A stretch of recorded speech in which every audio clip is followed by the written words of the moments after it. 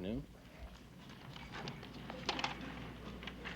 I have sent to the Congress today a message on the needs of our 17.5 million senior citizens. The number of people in this country aged 65 and over increases by 1,000 every day as science prolongs the lifespan. But it's not enough for a great nation merely to add to the years of lives. Our object also must be to add new life to those years. I've recommended a reduction in the taxes of older citizens by nearly $800 million, an increase in Social Security and old age assistance protection, and new efforts in employment, housing, education, recreation, and community service. My most important recommendation is a revised hospital insurance program for senior citizens under Social Security. Only 10 to 15% of the health costs of senior citizens today are reimbursed by private insurance. Hospital costs have quadrupled since the war and now average more than $35 a day. And since a great many retired workers have little more than $70 a month on Social Security, prospects of the usual 2 or 3 bouts in the hospital after age 65 confronts them with an impossible choice. They either have to ask their children or grandchildren to undergo financial hardship or accept poverty and charity themselves, or suffer their illness in silence. I think this nation can do better than that. And Social Security has shown for 28 years that it is a logical first line of defense in this field.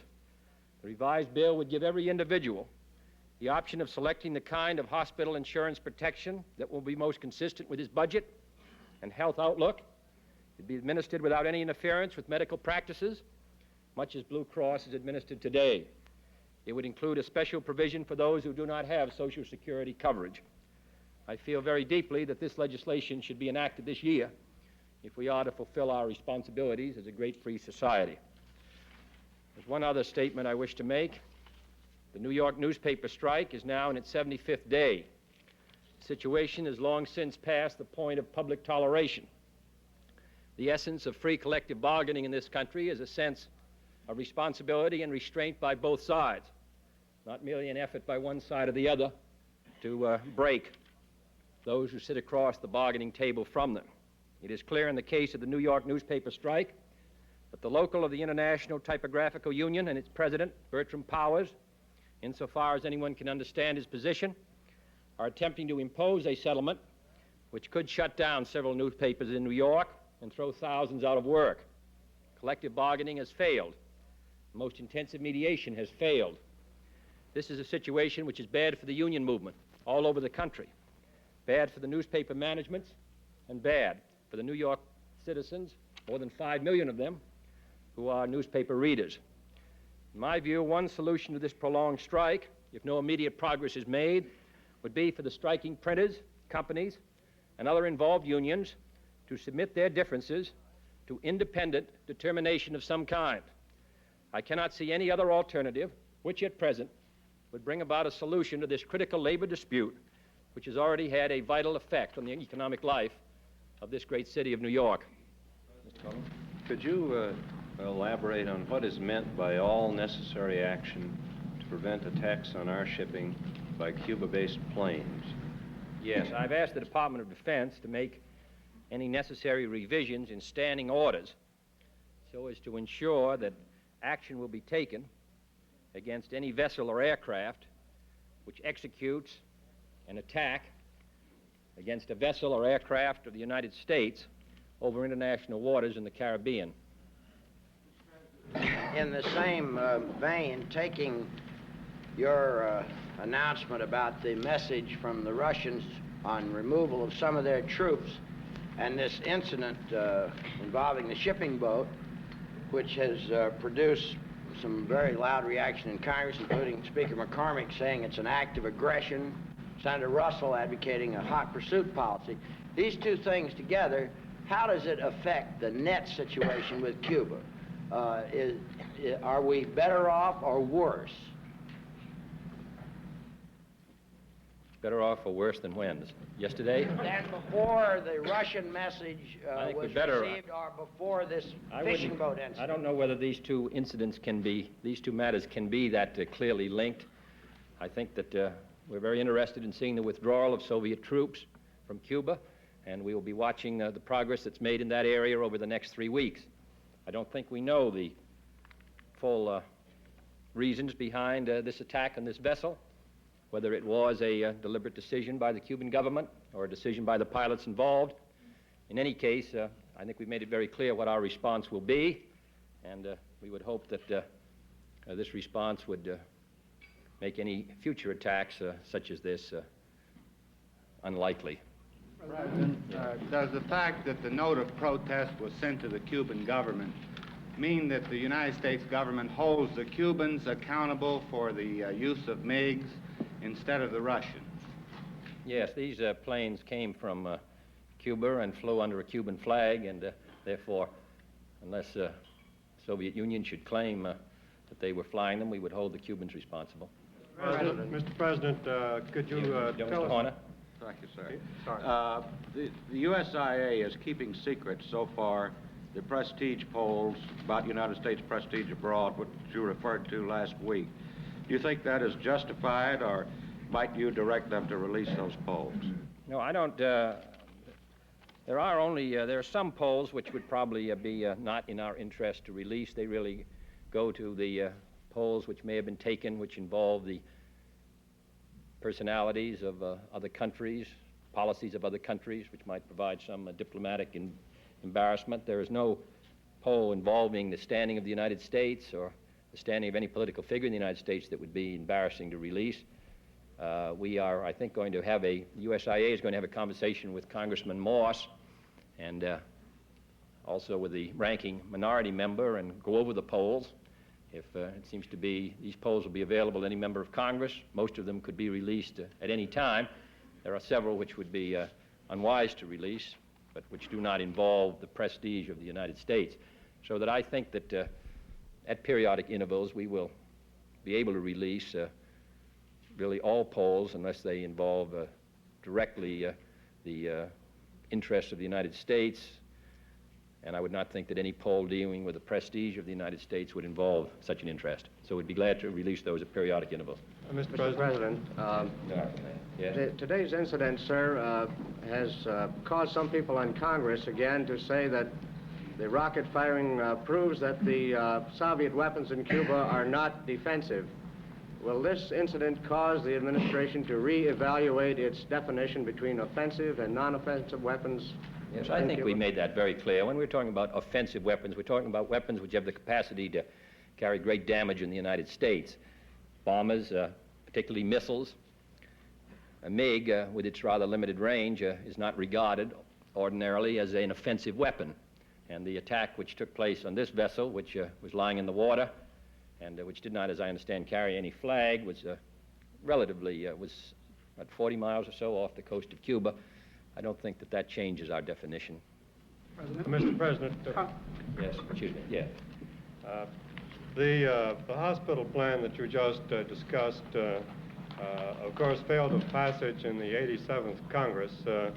What do you think its chances of passage are in this current session of Congress, and also how willing are you to enter some sort of compromise with those Republicans who are in favor of a hospital plan to help its passage? Yes, well, there were 5 Republicans last year who supported, who joined with Senator Anderson, and they have introduced a bill which is comparable to the Anderson bill of last year. I would hope that it would be possible for the members of the Congress, regardless of party, to support the program. Now, it failed. A change of one senator would have passed it last year. I would hope that this year it could pass the Senate. Has the problem of coming out of the Ways and Means Committee. I think it has a good chance this year, and I would hope that members on both sides would support it. I think it's a vital piece of legislation. As I say, the people who really have the most to win in this matter are not only those who are over 65, but also their children, who support them and who must educate their children at the same time. And if a adult is sick for a prolonged period of time, and I know of very few people who have not had some experience with this, they have some understanding of how quickly these bills can mount up. So I think we might get the bill by this year. Congressman Clayton Powell has been in the news quite a bit recently. Much of the publicity has been evoked by an attack on him by Senator Williams of Delaware on the floor of the Senate. There have also been published reports that his activities are embarrassing to the White House. Number one, since you're a former member of the Senate, what do you think of the propriety of Senator Williams' attack on Mr. Powell? Number two, are the activities of Mr. Powell embarrassing to the White House? Number three, as President of the United States, what is your assessment of him as a congressman and as a Negro leader?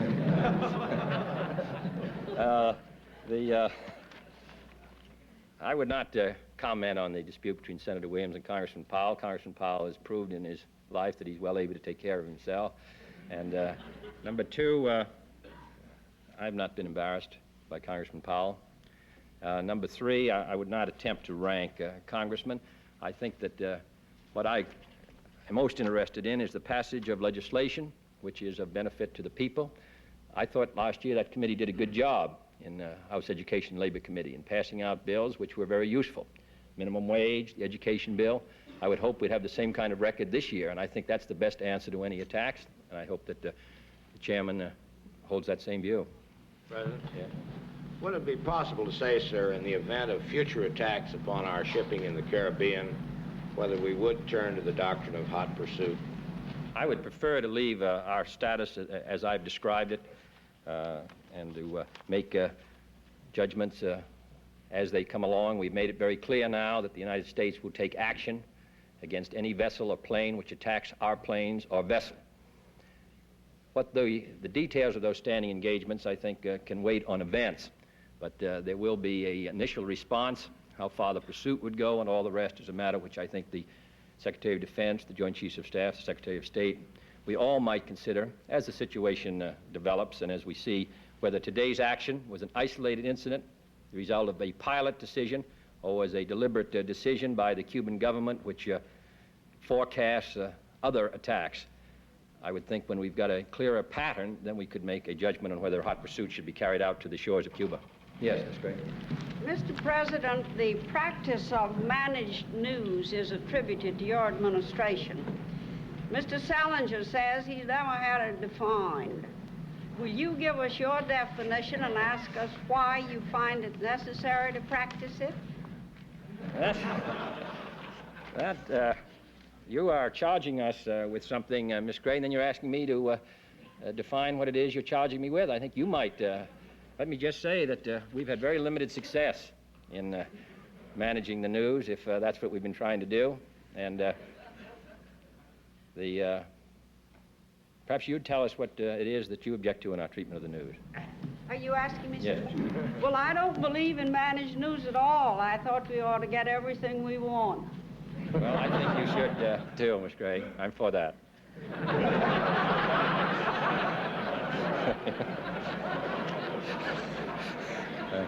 Mr. President, a spokesman for the Indian government said today India will ask the United States, Britain, Australia, and Canada to provide air defenses in the event that they are attacked by Chinese communist aircraft. Would you tell us how you feel about this air support to India and under what circumstances we would give it? Yes, well, there was an original request made in November, and then the British government, the United States government, have sent a mission out at the present time to explore this matter of air security with the Indian government. The mission has not completed its task or made recommendations. We are anxious to help India maintain itself against an attack, if such an attack should come again, and I think it's a matter which we ought to explore with the Indians in the next 4 or 5 weeks. India is a key area of Asia. 500 million people. It was attacked without warning after trying to follow a policy of friendship with countries on its border, and we will find ourselves, I think, severely, the balance of power in the world would be very adversely affected if India should lose its freedom. So we will be responsive to India, and when we have a clearer idea of what the challenge is and what their desires are and what our capabilities are. But we don't have that now, and we won't have it till the joint mission comes back. Yes. Mr. President, does the fact that Secretary Wirtz just a few days ago informed the AFL-CIO Executive Council that the administration would not object to a negotiated 35-hour week represent a change in policy? Well, I've only seen the newspaper report because Mr. Wirtz has been on an island in Florida, and so I haven't had a chance to talk with him. I think he made it clear that we were opposed to a change in the 40-hour week by statute.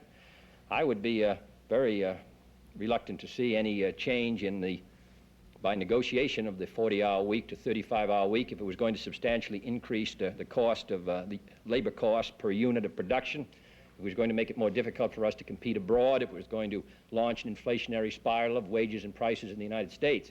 So I would prefer to wait till I've had a chance to see Mr. Wirtz's statement in detail. My own position is opposed to the 35-hour week. Yes, Scott. Just before Senator Humphrey left Geneva, he said that unless a nuclear test agreement were in final stages of preparation by April, that mankind might lose forever this unique opportunity for agreement. Do you think that April should be more or less the deadline month which will determine whether the Soviets ever intend to agree to this? No, I don't think the April 1st in the sense of sort of an ultimatum. I would hope that we would have a progress by April 1st, but that's 5 weeks away. There are a good many detailed matters to be settled. I would think by springtime we should know whether the Soviet Union are willing to make those arrangements which can provide for a satisfactory test, but I wouldn't put down a date and say by this date we will know finally. We've been on this business for 15 years. I must say that a good many people are opposed to this effort, which is being directed by Mr. Foster in Geneva, and quite obviously it's a matter which we should approach with a good deal of care. But the alternative, if we fail, of increasing the number of nuclear powers around the world over the next 5, 10, 15, or 20 years, at least that alternative, which I think is so dangerous, keeps me committed to the effort of trying to get a test ban treaty. And I think it's what motivates Mr. Foster and others who have been involved in this for many months. There are, of course, critical areas which must be very carefully defined. But I think people who attack the effort should keep in mind always that the alternative is the spread of these weapons to governments which may be irresponsible or which, by accident, may initiate a general nuclear conflagration. So we're going to keep at it, if not by April 1st, beyond April 1st. Yes. As I understand it, the New York printers are very firmly opposed to arbitration, as you suggested. Do you see the need of legislation in strikes like the New York and Cleveland strikes? I think it would be, no, I haven't suggested, I've tried to use a different phrase rather than arbitration because of the traditional position of the printers, but I did suggest, against arbitration, but I did suggest a third party might be able to play a bridging role. I don't think that today we ought to consider compulsory arbitration. As I've said before, this is a matter which involves a community, a city. It's not a national issue. It doesn't affect the national health and safety. And I think the best solution is for the union to demonstrate a sense of responsibility and not merely try to carry this to its final ultimate of cracking the publishers, because if they do it, they will close down some papers and I think will hurt their employment possibilities themselves. I think the best thing now to see if we can get a third party in who can move perhaps a step beyond mediation, but still perhaps not to the final step of arbitration, which, as you say, historically they've been unwilling to accept. Yes, Mr. Wick. Mr. President, there is obviously quite a strong opposition in Congress and in some segments of the country to your tax program. Yet you've made it quite plain that you consider the economic stimulus of that program to be very important to the economic future.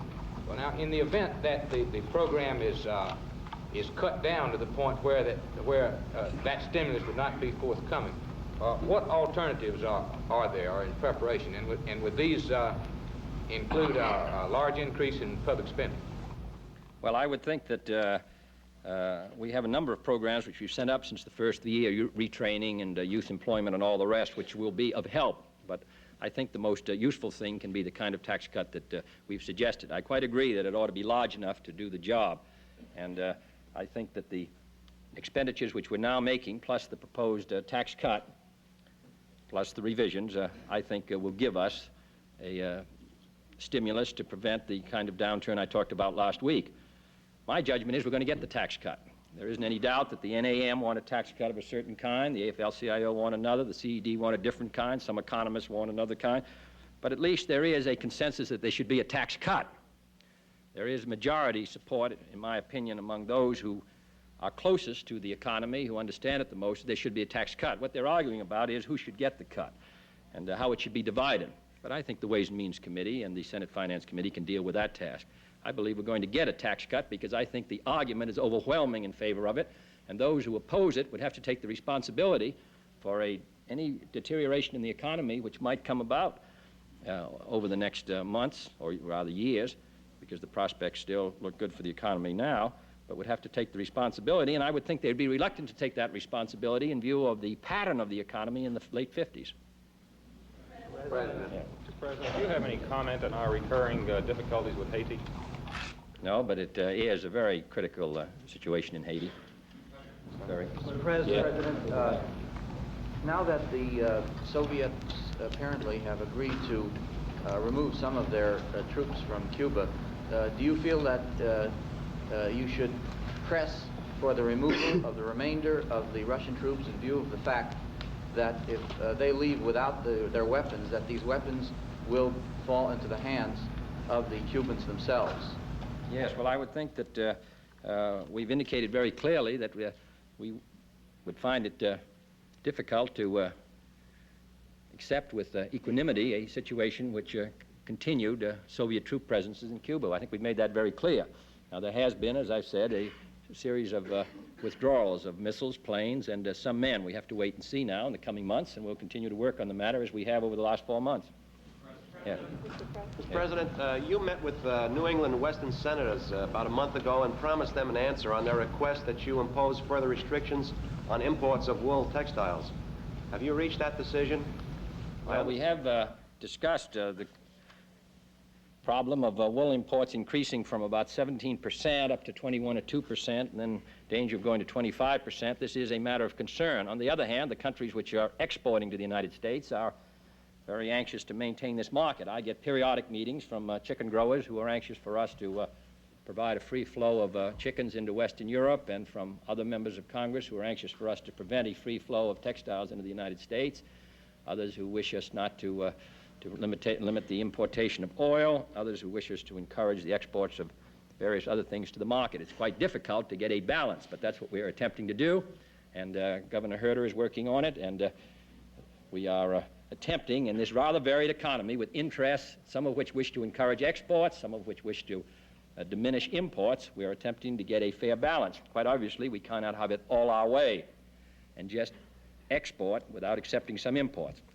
Woolens, however, are a particularly sensitive problem, and this administration had conversations last year about woolens, which have made us anxious to see if we can limit. We are in touch with the various governments. It's rather a difficult time now, however, because of the British not getting into the common market has made them more sensitive about their export markets. In addition, we have some difficulties with the Japanese over cotton textiles, so that so far we have not been successful. But it is a matter which Governor Herter is talking about a good deal. Yeah. Mr. President, some French newspapers seem to be convinced that there is a quid pro quo arrangement between Washington and Moscow on removal of troops and other matters. Could you indicate what sort of diplomatic leverage this government has used to bring about the troop withdrawal? Yes, I think in November 6th, in a letter to Mr. Khrushchev, I indicated that the continued presence of troops, as well as the bombers, were a matter of great concern to us. And he wrote back, as I said before, in November, saying that in due course or in due time that he planned to remove those troops which were necessary to the defense of the offensive weapons. We have been back to him on this matter several times, most recently by Mr. Rusk and Mr. Dobrynin, and Saturday Mr. Dobrynin gave the message which has been already announced. So that we've kept at it, indicating that we believe that it creates tension in the Caribbean and also makes it more difficult for us to adjust our other problems between the Soviet Union and the United States as long as this is being used as a military base by the Soviet Union. Yeah. Mr. President, would you please give us a picture of the current economic condition of Cuba and how much of an Achilles heel it might present currently to the Castro regime? Well, I think they've had a bad economic situation. It's costing at least $1 million a day for the Soviet Union to sustain the economy. The sugar crop has not been very good.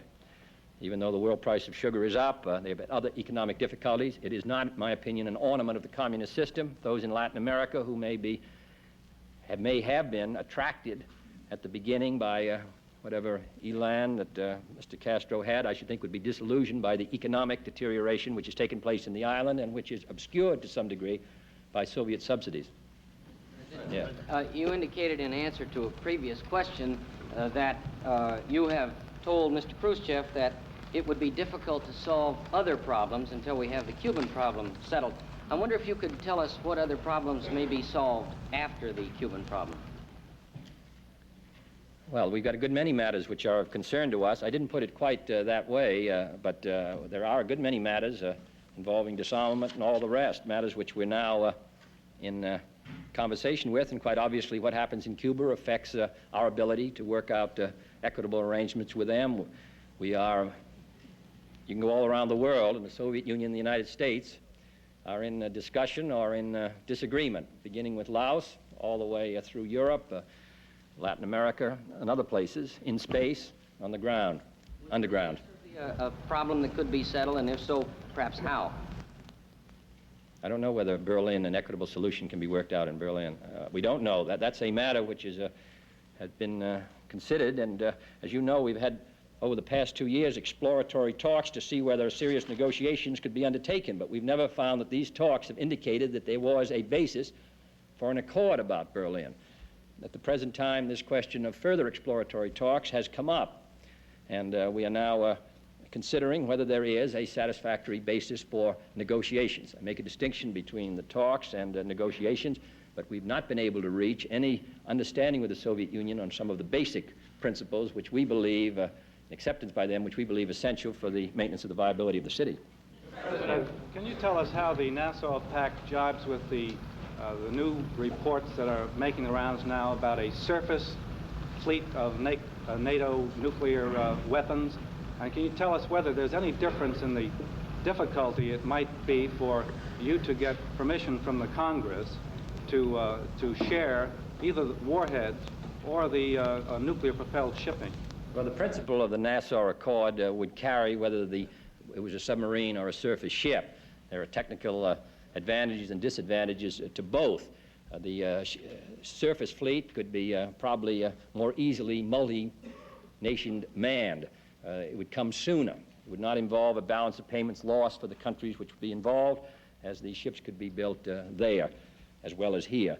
So that this is a matter which Mr. Merchant will be discussing with them.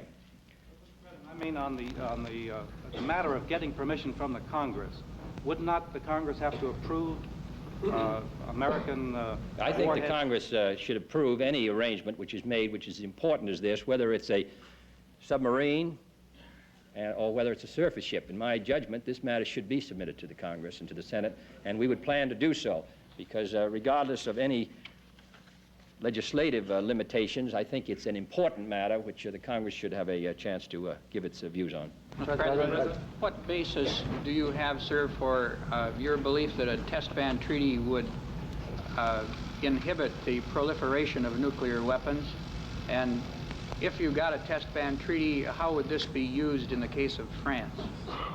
Well, in my judgment, the major argument for the test ban treaty is the limiting effect it might have on proliferation. Quite obviously, if it did not have that effect, then the treaty would be abrogated, and any treaty would so state that either side would have the right to abrogate the treaty if proliferation resulted. Now, on the question of France, France has been recognized as a nuclear power by the Soviet Union. It would be up to the Soviet Union to make a judgment as to what action they would take on the treaty if France continued to test. This is a matter which we will have to discuss with the Soviet Union.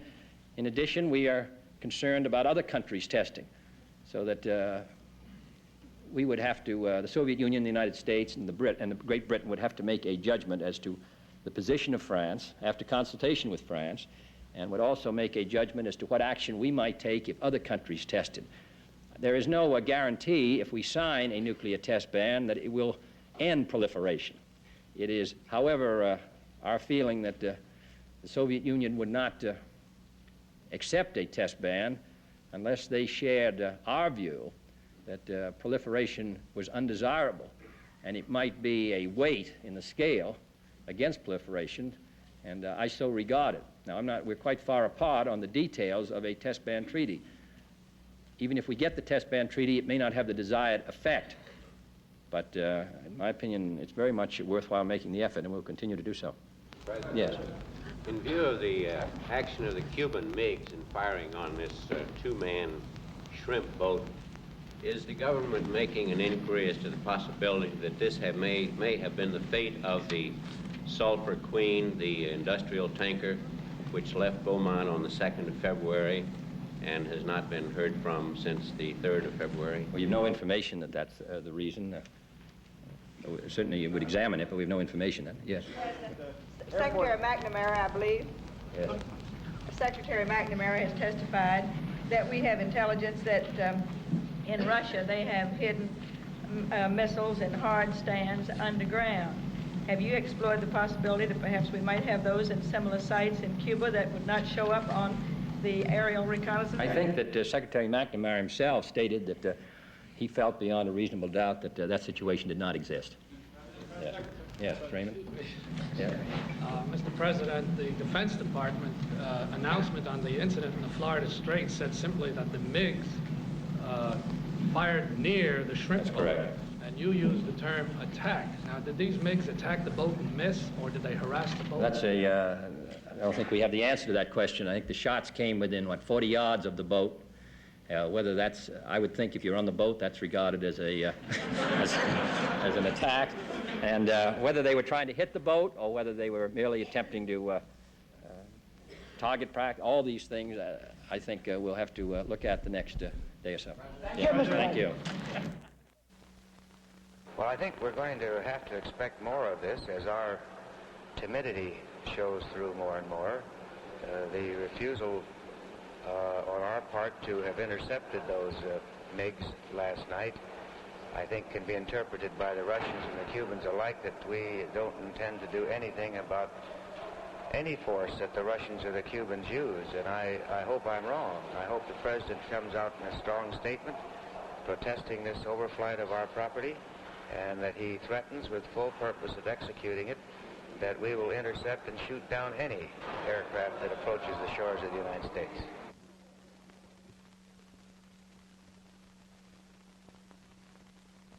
Well, it's my judgment that we should place a naval and an economic blockade around Cuba. I think we should take every step possible to eliminate communism.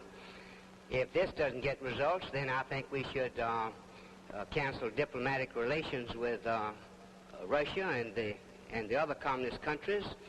And if this still doesn't get action, then I think we should take further steps that will require the use of the military.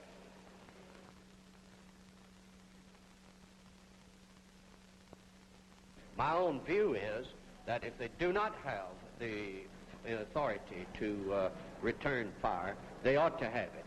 You know, our reconnaissance flyers in Cuba, those that make do the photographing and so forth, have been instructed to fire if fired upon. And I think these patrol planes should have the same instructions.